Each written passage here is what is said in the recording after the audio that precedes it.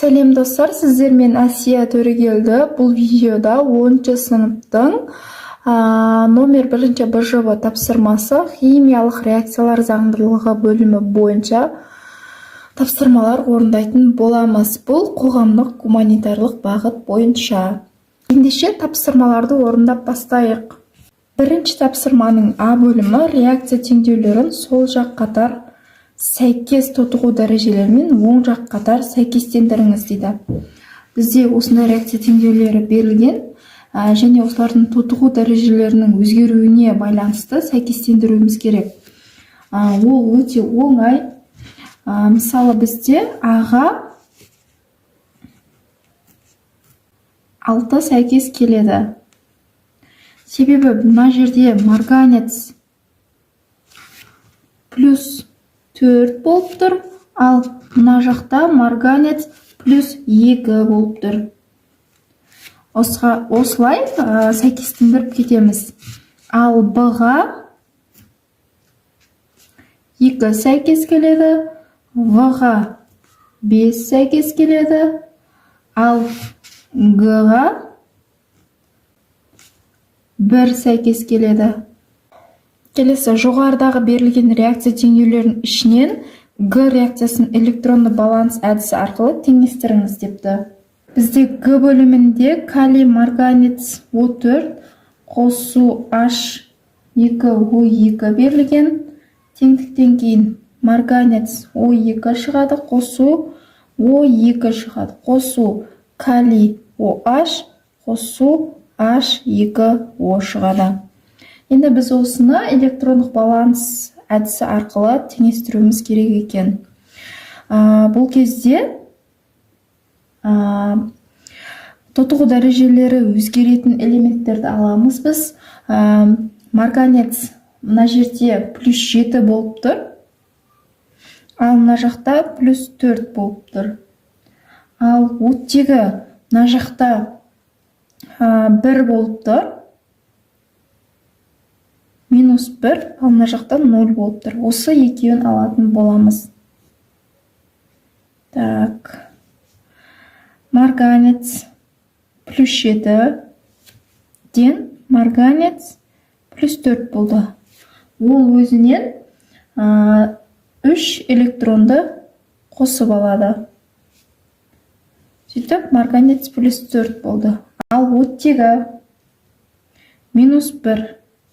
Мына жағы O2, 0.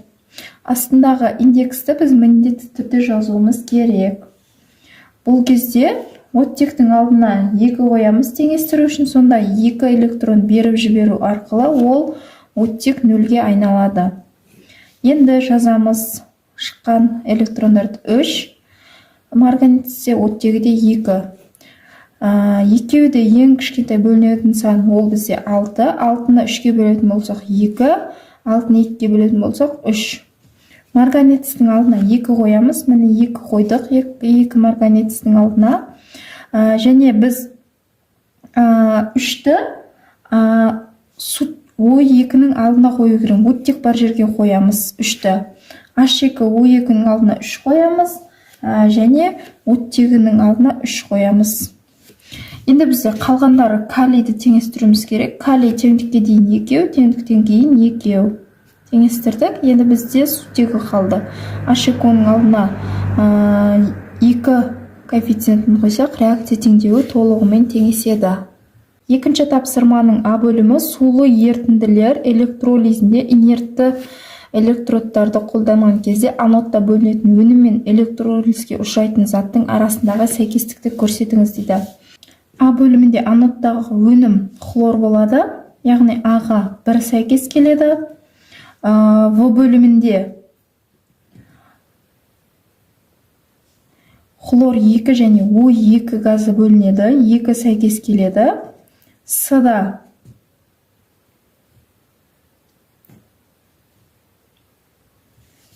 O2 бөлінеді, 3 сәйкес келеді, ал Д-да 6 сәйкес келеді. Бром бөлінеді бізде. Екінші тапсырманың бұл бөлімі кальций хлориді балқымасының электролизінде катод пен анодта бөлінетін өнімдерді болжаңыз, реакция теңдеуін құрыңыз дейді. Бұл жерде балқыма беріліп тұр, яғни өзін ғана жаза береміз. Кальций хлориді деп тұр, кальций хлор 2 балқымасы. Және бұл жерде кальций плюс бөлінеді, қосу хлор 2 минус бөлінеді. Яғни катодта кальций 2 плюс екен ғой, 2 плюс бөлінеді, ал анодта хлор 2 минус бөлінеді. Келесі үшінші тапсырма, массасы 377 грамм, массалық үлесі 9% натрий хлориді ерітіндісінің электролизі кезінде анодта түзілетін газдың қалыпты жағдай көлемін есептеңіз дейді. Мен алдын ала реакция теңдеуін жазып дайындап қойдым.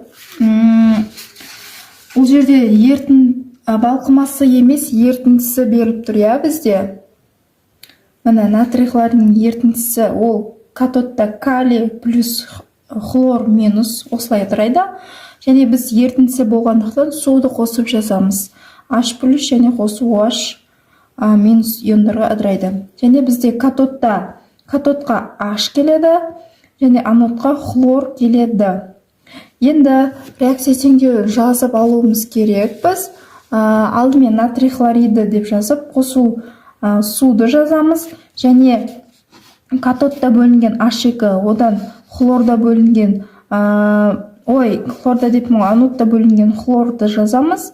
Хлорда және бізде электролиздің қосалқы өнімі натрий OH бөлінеді, бізде соны жазамыз. Енді есептің шартында 377 грамм 9% натрий хлориді ерітіндісі берілген. Мен оның жоғарғы жасына жазып қойдым. Оның таза массасын есептеу үшін біз масса натрий хлориді деп қояйын. 377-ні граммды көбейтеміз 9%-ға, бөлеміз 100%-ға. Тең болады 33,93 грамм.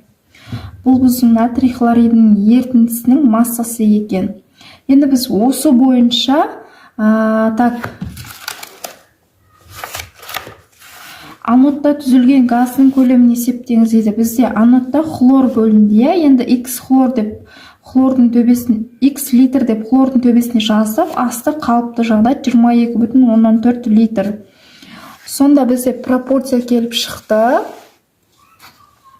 33,93 граммда X литр және 22,14 литрде натрий хлоридінің асты ол 117 граммға тең екен. 117 грамм болады. Бұдан X табамыз. X тең 33,93-ті көбейтеміз 22,14 литрге, бөлеміз 117 граммға. Сонда X тең 6,496 грамм шығады екен. Бұл біздегі хлор 2-нің көлемі. Не деп қойған? Грамм деп қойған, литр шығады. Келесі 4-ші тапсырма, кестедегі биорганикалық қосылыстардың сулы ерітінділерінің pH ортасын атаңыз. Жауабыңызды қысқаша әріппен белгілеңіз. Бізде 3 қатар берілген, осы заттардың ортасы қандай қышқылдық, бейтарап немесе сілтілік екенін жазуымыз керек. H2SO4 қышқылдық, купрум SO4 қышқылдық. Өйткені бізде SO4 күшті, натрий OH сілтілік, натрий күшті, натрий хлор O4 күшті. Кальций OH екеселенген сілтірік, феррум хлор 3 қышқылдық, калий иодиді бейтарап. Бейтарап болу себебі калийда иодты бізде күшті. H2SO3 қышқылдық, натрий NO2 сілтілік, кальций OH сілтілік, литий NO3 бейтарап, калий 3PO4 бейтарап. Келесі 5-ші тапсырма, алюминий оксиді түзілуінің жылу эффектісі 1676 килоджоул бөлінген моль. Алюминий оттекпен әрекеттескен кезде 25 грамм алюминий 2O3 түзілген болса, реакцияның жылу эффектісін табыңыз дейді. Алдымен есептің берілгенін жазып алайық. Бізде масса берілген Масса алюминий 2O3 тең 25-те 5 грамм. Және бізде жылу мөлшері берілген, ол Q1 я 1676 килоджоул бөлінген моль. Табыл керек Q2-ні. Шешуі. Пропорцияны астына жазамын.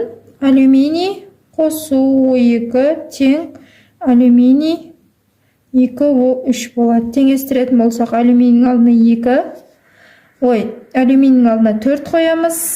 Алюминий қосылған алдына 2 қоямыз. Оттектің алдына 3 қоямыз. Реакция теңеседі. Плюс бізде Q берілген 1676 килоджоул бөлінген моль. Енді бізде есептің шартында 25-те 5 грамм алюминий 2O3 берілген, ал асты 204-ге тең екен. Сонда пропорция келіп шықты бізде 25 граммда X килоджоул болады да, ал 204 граммда 1676 килоджоул болады. Сонда X-іміз тең 25-те 5-ті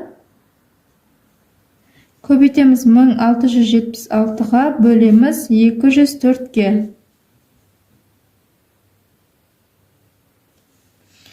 Сонда біздің X-іміз тең болады 209 бүтін килоджоул.